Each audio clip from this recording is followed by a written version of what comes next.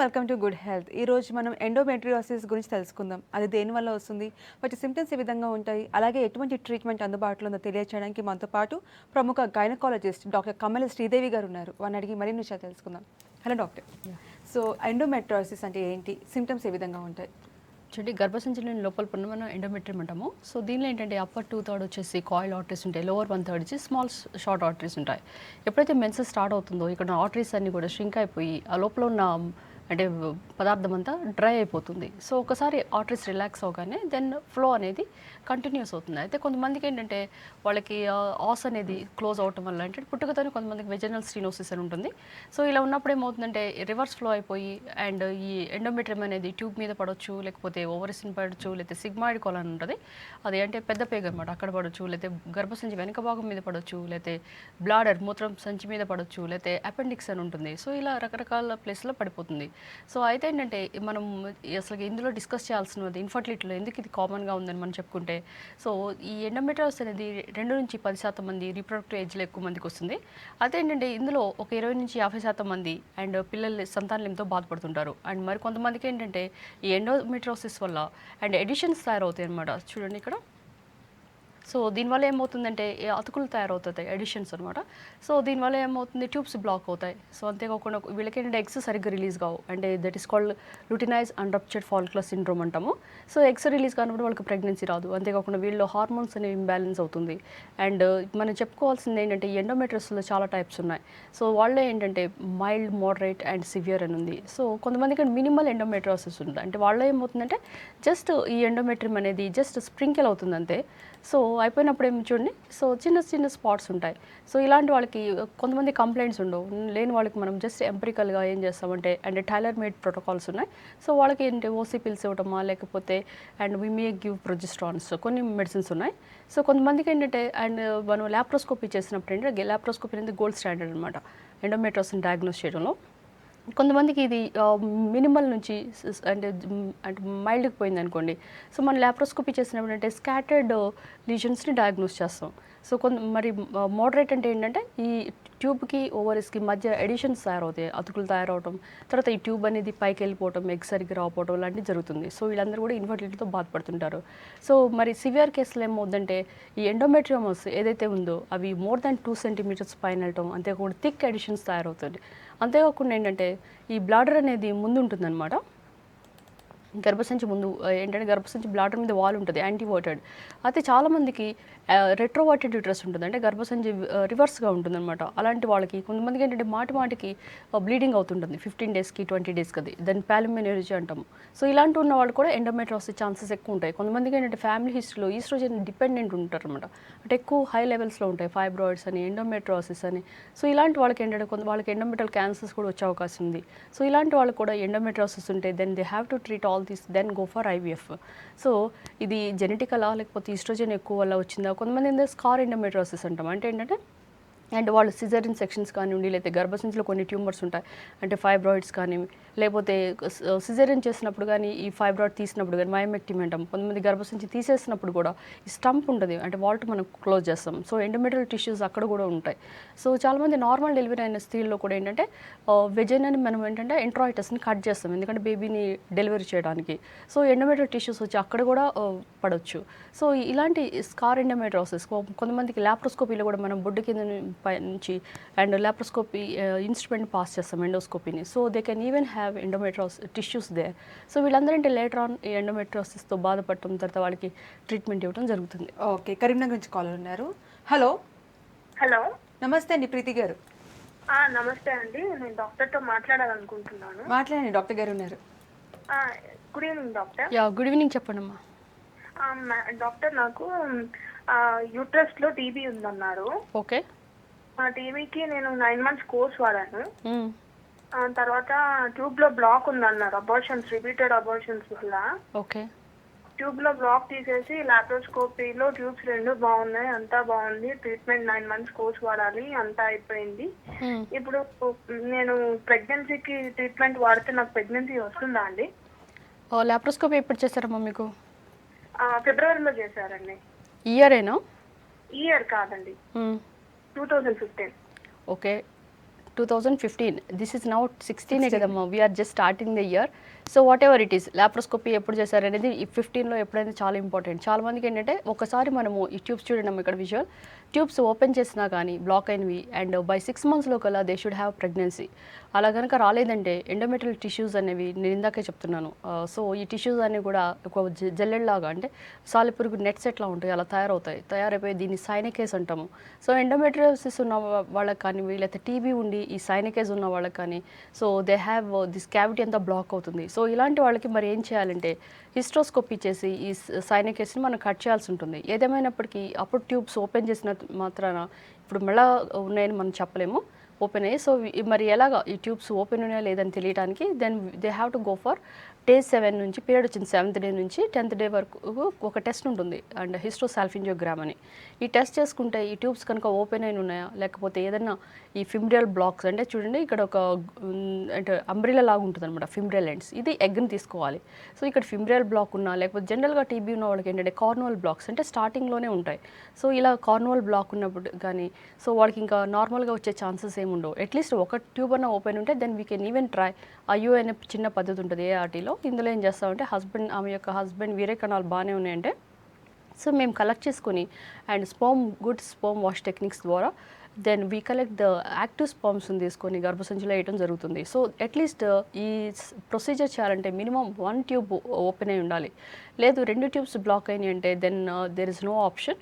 Then and final procedures అయినా ఐవీఎఫ్కి వెళ్ళాల్సి ఉంటుంది. కనుక ఏంటంటే టీబీ అనేది 40% ఆఫ్ ట్యూబల్ బ్లాక్స్కి కారణం ఉంటుంది కనుక ఈ డిసీజ్ని మనం అంత నెగ్లెక్ట్ చేయకూడదు. సో ఫర్దర్ ఇన్వెస్టిగేషన్ చేసుకొని ట్యూబ్స్ సంగతి చూసుకొని if things are okay then న్యాచురల్గా కన్సెప్షన్కి ప్లాన్ చేయండి. లేదంటే ట్యూబ్స్ బ్లాక్ అయినాయి అంటే then infertility centre like our సెంటర్స్కి వచ్చేస్తే then we can do the procedure for that. Okay, next call తీసుకుందాము.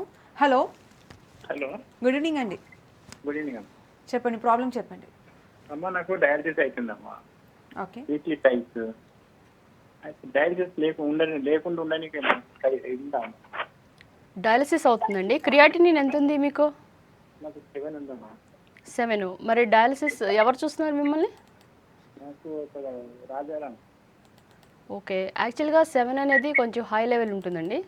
సో మీకు డయాలసిస్ వద్దు, దెన్ లైక్ పర్మనెంట్ సొల్యూషన్ కావాలంటే then you have to go for kidney transplant. So మీ age అంతా చెప్పలేదు. అంతేకాకుండా జనరల్గా ఏంటంటే వీళ్ళకి కిడ్నీ పాడైందంటే they might be having diabetes కానీ, లేకపోతే బీపీ కానీ, లేకపోతే ఇతర పాలిసిస్టిక్ కిడ్నీ డిసీజ్ అని ఉంటాయి. సో కొన్ని డిసీజెస్లో మనం ట్రాన్స్ప్లాంట్ కూడా చేయలేము. కనుక మీరు ఒకసారి పర్సనల్గా మీ రిపోర్ట్స్ తీసుకొని వస్తే అసలు మీరు ట్రాన్స్ప్లాంట్కి ఫిట్ అవ్వగలరా లేదా, లేకపోతే డోనర్ ఎవరున్నారు, సో రిలేటివ్స్ మాత్రమే ఇవ్వాలి, like unrelated people cannot give this transplant చేయడానికి కిడ్నీ డొనేట్ చేయకూడదు అనమాట. కనుక ఏంటంటే ఇదంతా చేయాలంటే దెన్ FDA అప్రూవల్ ఉండాలి, then even our council has to approve. So కనుక ఏదైనా మీరు యూరాలజిస్ట్ మీట్ అయితే better. And ours is a kidney center, you can as well come and see our urologist. Okay, so endometriosis ఉన్నప్పుడు ఫిజికల్గా ఏమైనా symptoms కనిపిస్తాయా? దీన్ని ఏ విధంగా డయాగ్నోసిస్ చేస్తారు? సో డయాగ్నోస్ చేయాలంటే ఫస్ట్ కొన్ని ముందే నేను చెప్పాను. సో వీళ్ళకి ఏం చేస్తుంటే ల్యాప్రోస్కోపీ చేయాల్సి ఉంటుంది ఫస్ట్. సో ల్యాప్రోస్కోపీ అనేది గోల్డ్ స్టాండర్డ్. ఈ ల్యాప్రోస్కోపీలో ఏంటంటే మనం స్కోప్ వేసి ఫస్ట్ చూసి దెన్ అసలుకి ఏం కనిపిస్తున్నాయి, అసలుకి what is the severity of the disease, దాన్ని బట్టి ట్రీట్మెంట్ ఉంటుంది. So this is a laparoscope. The instrument pass చేసినప్పుడు మనం ఏంటంటే అసలుకి ఎండోమెట్రియల్ టిష్యూస్ అనేది పెల్విక్ క్యావిటీస్ మీద ఉందా, లేకపోతే ఇట్రోసేక్రల్ లిగమెంట్స్ ఉన్నాయా, వాడి యొక్క సిమ్టమ్స్ని బట్టి వీ కెన్ ఈవెన్ డయాగ్నోస్. చాలామంది మెన్సెస్ వచ్చినప్పుడు చాలా సివియర్ పెయిన్ చెప్తారు. ఎవరికైతే ఇలా ఉందో so this people have severe dysmenorrhoea ఉంటే ఎండోమెట్రోసిస్ అని అర్థం. సో ఇలాంటి కొన్ని గుర్తులు ఉంటాయి అనమాట. సో దాన్ని బట్టి వీ కెన్ ఈవెన్ అండ్ మనం స్కానింగ్ చేసినప్పుడు కూడా ప్రోబ్ టెండర్నెస్ ఉంటుంది వాళ్ళకి, వాళ్ళు పెయిన్ అని చెప్తుంటారు ఈవెన్ జస్ట్ స్కాన్ ప్రోబ్ పెట్టినా కానీ. సో ఇలాంటి వాళ్ళు ఫస్ట్ ల్యాప్రోస్కోపీ చేసుకోవడం. చాలామంది they can't afford. So laparoscopy చేయాలంటే ఒక ప్రొసీజర్ అవుతుంది, అనెస్థీషియా ఇవ్వాలి. సో ల్యాప్రోస్కోపీ అవాయిడ్ చేసి సింపుల్ టెస్ట్ చేయాలంటే అండ్ అల్ట్రాసౌండ్ అనేది ఒక like what is that easy and cheap. Then అంతేకాకుండా చాలామంది CA 125 అని ఉంటుంది. ఇందులో ఏంటంటే అండ్ ఇందులో కనీసం వాళ్ళకి 35 యూనిట్స్ అబవ్ వెళ్తుంటే ఇది పాజిటివ్ కింద లెక్క వస్తుంది. సో అంతేకాకుండా వీళ్ళ కండిషన్ బట్టి మనం టెస్ట్లు కూడా కొన్ని చేయాలి. ఎవరికైతే ఈ ఎండోమెట్రియోసిస్లో నేను ముందే చెప్పినట్లు అండ్ బ్లాడర్ మీద కనుక ఎండోమెట్రియల్ టిష్యూ పడితే సో వాళ్ళు ఏంటంటే రికరెంట్గా దే కంప్లైంట్ దట్ ఫ్రీక్వెన్సీ అంటే యూరిన్ ఎక్కువసార్లు రావటం, యూరిన్ మండటం, లేకపోతే దెన్ దిల్ హ్యావ్ హెమెచ్యూరియా అంటే యూరిన్లో బ్లీడింగ్ కూడా కనిపిస్తుంది అనమాట. ఒకవేళ ఈ ఎండోమెట్రియోసిస్ అనేది అంటే టిష్యూస్ అండ్ వెనుక భాగమైన సిగ్మాయిడ్ కోలాన్ మీద పడితే వాళ్ళకి కాన్స్టిపేషన్ రావటం, లేకపోతే అండ్ ఈవెన్ మోషన్లో కూడా వాళ్ళకి బ్లడ్ రావటం లాంటివి మెలీనా అంటారు. ఇలాంటి సిమ్టమ్స్ ఉంటాయి. దీన్ని బట్టి మనము వాళ్ళకి టెస్ట్ చేయాల్సి ఉంటుంది. సపోజ్ ఇలాంటి సిమ్టమ్తో కాన్స్టిపేషన్ కానీ అంటే మలద్వారంలో ప్రాబ్లం ఉందంటే then they have to go for sigmoidoscopy చేయాలి. సపోజ్ బ్లాడర్లో కనుక ప్రాబ్లం ఉందంటే they should proceed for IVP. అంతేకాకుండా సిస్టోస్కోపీ కూడా చేసుకుంటే మనకు లోపల అసలు ఎలా ఉంది బ్లాడర్ కండిషన్ తెలుస్తుంది. సో ఇలాంటి చిన్న చిన్న ఇన్వెస్టిగేషన్స్ ద్వారా మనము దీన్ని డయాగ్నోస్ చేయొచ్చు. సో డయాగ్నోస్ చేసి అండ్ అసలు ట్రీట్మెంట్ కూడా ఎట్లా ఉంటుందంటే వాళ్ళ యొక్క ఏజ్ని బట్టి, వాళ్ళ యొక్క నీడ్ని బట్టి and there are tailor made protocols ఉన్నాయి. Suppose there are okay, treatment గురించి మళ్ళీ మాట్లాడదాము. నెక్స్ట్ ఒక కాల్ తీసుకుందాము. హలో హలో, నమస్తే అండి. మేడం డాక్టర్ గారితో మాట్లాడచ్చు? మాట్లాడండి, డాక్టర్ శ్రీదేవి గారు ఉన్నారు. గుడ్ ఈవినింగ్ డాక్టర్ గారు. యా, గుడ్ ఈవినింగ్, చెప్పండి. Madam this is regarding my wife అండి. ఓకే తను నా 43 years అండి. ఓకే ఇర్రెగ్యులర్ పీరియడ్స్ వస్తున్నాయని చెప్పి డాక్టర్ దగ్గరికి కన్సల్ట్ అయ్యాము లాస్ట్ 1 month క్రితము. ఓకే తను ఏం చేశారంటే ఫస్ట్ హార్మోన్స్ రాశారు, రెజిస్టోన్ టాబ్లెట్. ఓకే తర్వాత మామూలుగా నార్మల్ అయిపోయింది. తర్వాత మళ్ళీ ఈ మధ్యలో రీసెంట్గా 1 week 10 days నుంచి మధ్యలో బ్లీడింగ్ వస్తుంది ఒకటి.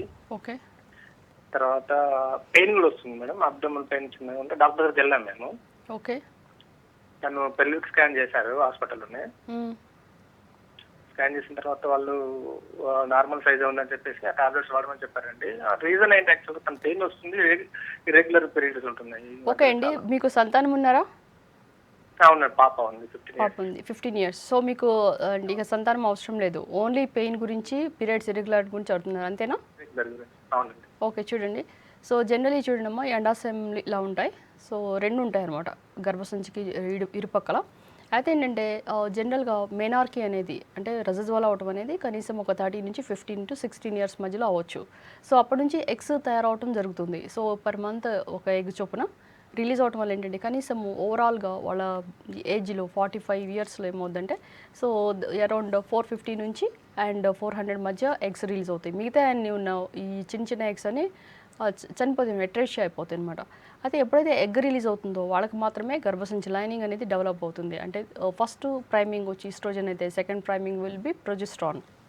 సో ఇలా ప్రైమింగ్ అయినప్పుడు మాత్రమే వాళ్ళకి ఎప్పుడైతే వాళ్ళకి ప్రెగ్నెన్సీ లేదో ఈ 2 హార్మోన్స్ లోవర్ డౌన్ అయిపోయి దెన్ స్లోగా బ్లీడింగ్ స్టార్ట్ అవుతుంది. This is physiology of menstruation. So అలా అయితే ఏమవుద్దంటే ఇప్పుడు ఒక్కసారిగా వీనింగ్ ఆఫ్ ద పీరియడ్ అవ్వదు, మెనోపాజ్కి వెళ్ళిపోరు స్త్రీలు అండ్ ముట్లు ఆగిపో అనమాట. వీళ్ళు ఏంటంటే 2 to 3 years ముందు నుంచి ఓవరీస్లో చేంజెస్ స్టార్ట్ అవుతాయి. సో హార్మోన్ టెస్ట్ చేశారని చెప్తున్నారు మీ డాక్టర్, కానీ లెవెల్స్ చెప్పలేదు. ఈ హార్మోన్లో మెయిన్గా మీరు చూసుకోవాల్సింది ఏంటంటే FSH, LH లెవెల్స్, తర్వాత oestrogen, progesterones, prolactins and GnRH analogues అని ఉంటాయి.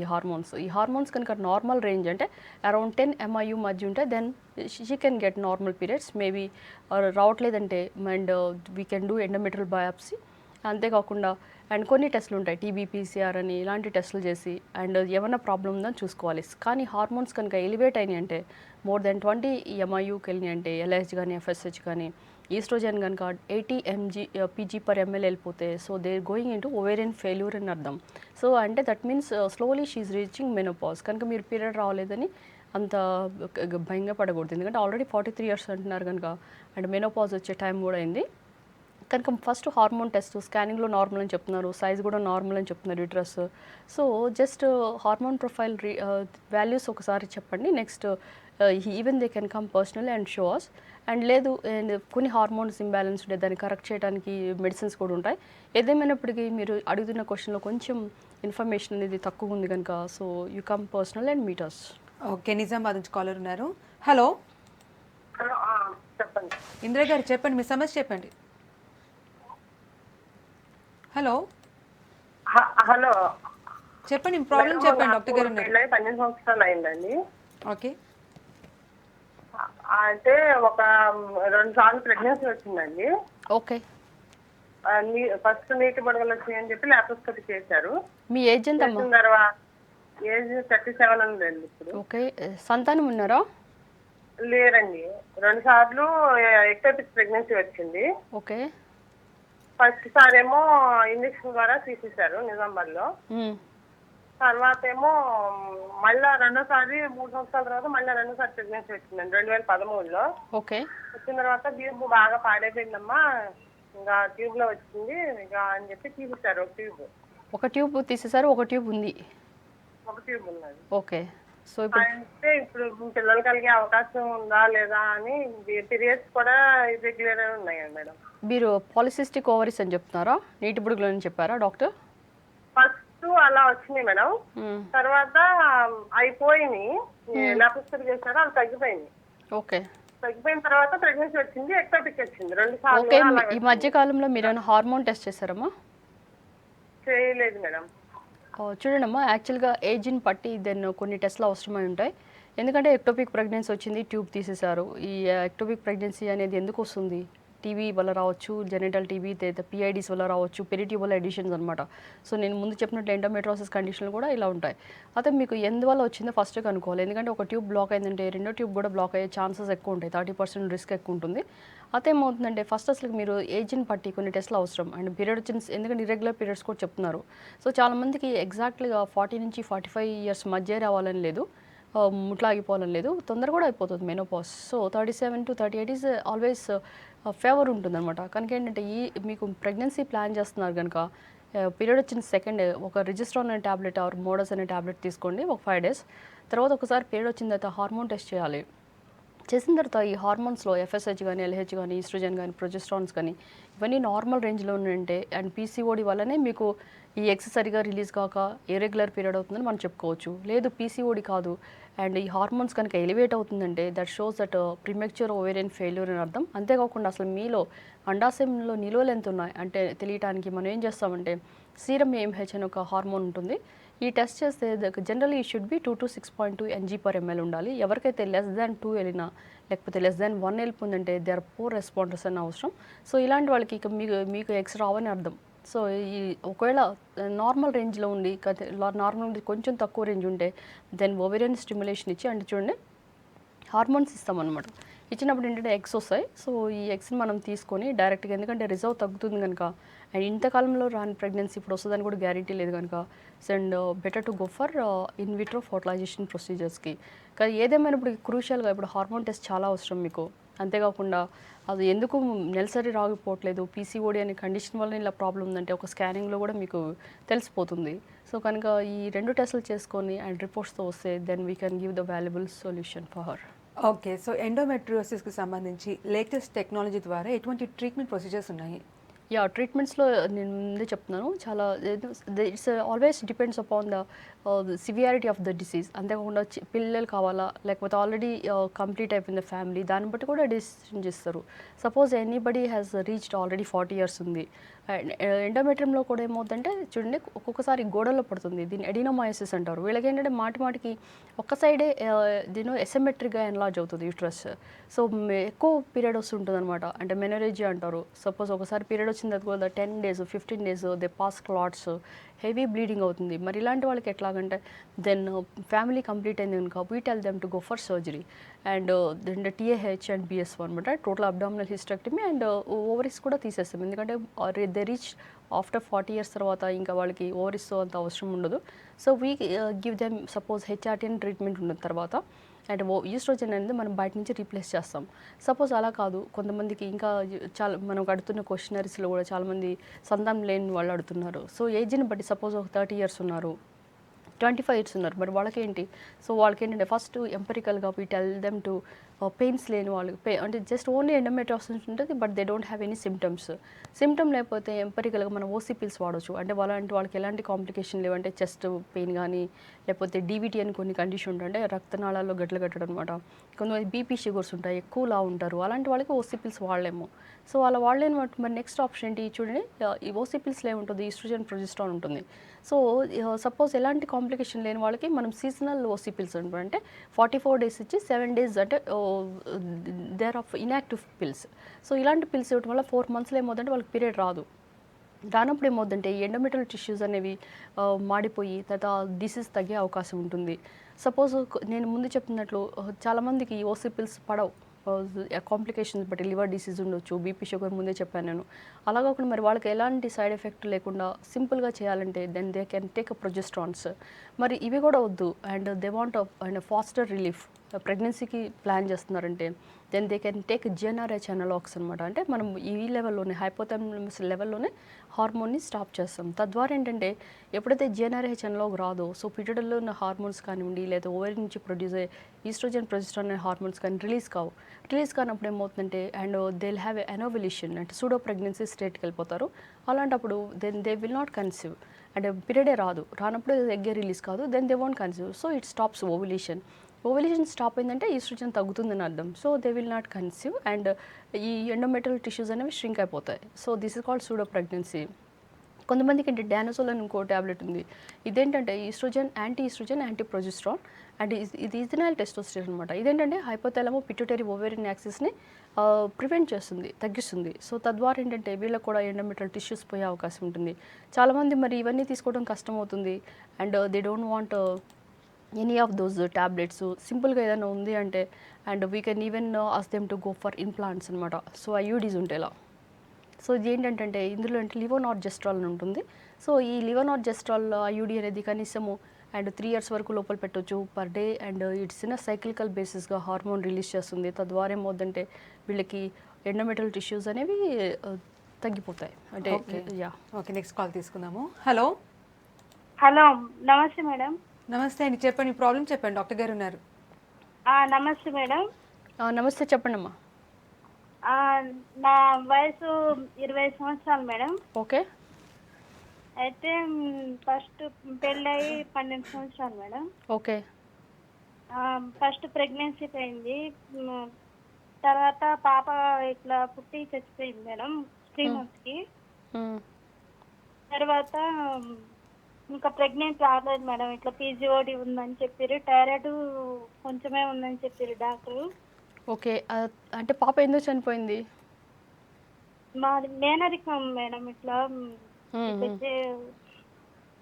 మరి ఏమైనా టెస్టులు చేశారా క్రోమోజోమ్ స్టడీ? ఇట్లా అని చెప్పేసారు మేడం. మరి ఇంతవరకు సంతానం లేదని. చూడమ్మా, ఇప్పుడు సంతానం పక్కన పెట్టి మీకు మైనరికం ఉంది కనుక ఫస్ట్ మీరు టెస్టులు చేయించుకోవాలి. ఈ టెస్టులు ఏమవుతుందండి చూడండి, ఆల్రెడీ మీకు బ్యాడ్ ఆబ్స్టెటిక్ హిస్టరీ అంటారు, అంటే ఆల్రెడీ ఒక బేబీ పుట్టింది చనిపోయింది. సో నెక్స్ట్ ముందు ప్రెగ్నెన్సీ వచ్చింది, అది పోయింది చూడండి, ఇలా ప్రెగ్నెన్సీ ఉంటుంది. సో ఏదైనా బిడ్డ లోపల అంటే ఎంబ్రియో కానీ లేకపోతే అన్హెల్దీ చైల్డ్ అండ్ గర్భసంచిలో ఏమడలేదు. వీళ్ళ ఏంటంటే ఈ గర్భసంచి అనేది ప్రోస్టాగ్లాండ్ రిలీజ్ చేస్తూ ఎట్లాగైనా ఈ బిడ్డని బయటకు పంపించడానికి ట్రై చేస్తుంటుంది. సో మీలో ఫస్ట్ చేయాల్సింది ఏంటంటే అండ్ క్రోమోజోమల్ స్టడీ అంటారు. ఈ క్రోమోజోమల్ స్టడీలో ఏంటంటే ఫస్ట్ అండ్ ఇద్దరిలో ఎవరిదైనా ప్రాబ్లం ఉందో మనం చూసుకోవాలి. సో ఎలా చూస్తామో చూడండి, ఇందులో ఏంటంటే 23 జతలు ఉంటాయి క్రోమోజోమ్స్. సో ఈ మెనరికంలో ఏమవుతుందంటే and they become a carriers. వాళ్ళకి పెట్టే బిడ్డలకి ఏమవుతుంది ఏంటంటే వాళ్ళు అబ్నార్మల్ క్రోమోజోమ్స్ని పాస్ చేసినప్పుడు then the baby will not be okay. So first ఏంటంటే వీళ్ళకి క్యారియోటైపింగ్ చేసి ఇద్దరిలో కనుక ఎవరిది ప్రాబ్లం లేదు అండ్ క్రోమోజోమ్స్ బాగానే ఉంటే then they have to go for another test. So another test ఏంటంటే మనకు తెలియకుండా కొంతమందికి ఏంటంటే గర్భసంచిలో ఇన్ఫెక్షన్స్ ఉంటాయి. సో ఇన్ఫెక్షన్స్ వల్ల ఏమవుతుందంటే ఈ యొక్క యాంటీస్పోమ్ యాంటీబాడీస్, వెజనల్ ఇన్ఫెక్షన్లో యాంటీస్పోమ్ యాంటీబాడీస్ వస్తాయి. అంతేకాకుండా యాంటీపాస్పోలిపిడ్ యాంటీబాడీస్ అని ఉంటాయి. ఇవి కూడా ఏం చేస్తాయి ఏంటంటే ఈ యొక్క పిండం చుట్టూ ఒక కవచంలాగా ఉండాల్సిన యాంటీబాడీస్ని and they try to prevent it. So తద్వారా ఏంటంటే ఈ ఎంబ్రియో అనేది 6 weeksలోనే చనిపోవచ్చు, లేకపోతే 6 to 9 weeksలో చనిపోవచ్చు, లేకపోతే 9 monthsలో కూడా చనిపోవచ్చు. సో ఇలాంటి మనకు తెలియకుండా సడన్గా స్టిల్ బర్త్ అవుతుంటుంది, లోపల ఇలా బిడ్డ చనిపోతుంది. సో దాని కారణాలు ఏంటో తెలియదు. సో వీళ్ళందరూ కూడా ఫస్ట్ టెస్టులు చేయాలి అండ్ క్రోమోజోమ్ స్టడీయా లేకపోతే టార్చ్ ప్రొఫైల్ ఇవన్నీ కూడా ఏంటంటే వాళ్ళ ఫస్ట్ క్రోమోజోమ్స్ కనుక బాగానే ఉన్నాయంటే then they can do other test. అందులోనే ప్రాబ్లం ఉందంటే దెన్ నెక్స్ట్ ఆప్షన్ ఏంటి, then they have to go for ఎవరిది పార్ట్నర్ది ప్రాబ్లం ఉంది. సపోజ్ స్పర్మ్స్లో ప్రాబ్లం ఉందంటే then they have to go for donor sperms అనమాట. సపోజ్ ఎగ్స్ ప్రాబ్లం ఉందంటే then we tell them to go for egg donation. So కనుక first ఈ టెస్ట్లన్నీ చేసి అన్నీ బాగున్నప్పుడు మాత్రమే ప్రెగ్నెన్సీ చేయాలి. కనుక మీరు ప్రెగ్నెన్సీ చేసి దీన్ని ప్రీ కన్సెప్షనల్ కౌన్సిలింగ్ అంటారు. సో ఇవి చేసి దెన్ ప్రెగ్నెన్సీ ప్లాన్ చేయండి మీన్ వైల్ కొంతమందికి ఏంటంటే ఫోలిక్ యాసిడ్ డెఫిషియన్సీ వల్ల కూడా ఫస్ట్ 5 monthsలో ఈ బేబీస్కి న్యూరల్ ట్యూబల్ డిఫెక్ట్స్ ఉంటాయి. తద్వారా ఏంటంటే ఈ ట్యూబ్స్ ఏదైనా చాలామందికి స్పైన్లో కానివ్వండి, బ్రెయిన్ సరిగ్గా డెవలప్ అవ్వకపోవడంలో కానివ్వండి, లంగ్ మెచ్యూరిటీ కానీ లోపించడం వల్ల చనిపోయే అవకాశాలు ఉంటే కనుక ఫోలిక్ యాసిడ్ అనేది ఎంపెరికల్గా తీసుకోవడంలో ఏమీ నష్టం లేదు. సో ఓవరాల్గా ఎండోమెట్రియోసిస్కి సంబంధించి లేటెస్ట్ టెక్నాలజీ ద్వారా ట్రీట్మెంట్ అందుబాటులో ఉందని చెప్తున్నారు. థ్యాంక్ యూ సో మచ్ అండి. వెల్కమ్. ఇది ఇవాల్టి good health. Keep watching V6 news.